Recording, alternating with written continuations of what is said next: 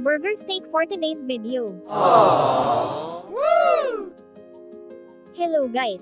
For today's ulam serye, magjo-Jollibee ka pa ba, kung magagawa naman ito sa inyong mga bahay? Ngayon magluluto naman tayo ng burger steak ma-ala Jollibee. Ayan, hinanda ko na muna ang mga ingredients na aking gagamitin. Una kong ginawa ay ang pagprito ng mga burger patty. Mabilis lang itong lutuin guys at tiyak na magugustuhan ito ng mga kids.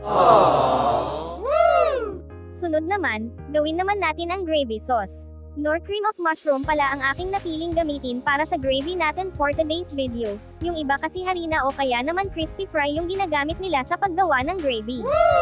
Tunawin ang cream of mushroom sa malinis na tubig at haluin ng mabuti. Mekas-mekas na yan insan.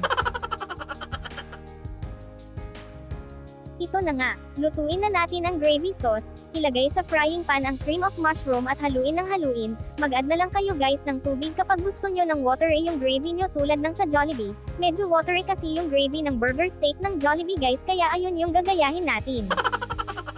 Sunod naman ay nilagyan ko na ng bahagyang soy sauce, pangpakulay din kasi ito sa gravy sauce natin at pangpalasa na din at pamintang pino. Last kong nilagay ay ang mushroom at hinalo ng mabuti.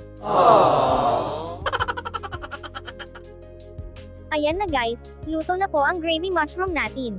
Feeling nasa Jollibee na sa homemade burger steak recipe na ito, no need nang lumabas sa bahay, mae-enjoy pa ng buong pamilya. So paano guys, hanggang dito na lang muna for today's ulam serye, tutok lang for more ulam idea. Maraming salamat po sa panonood.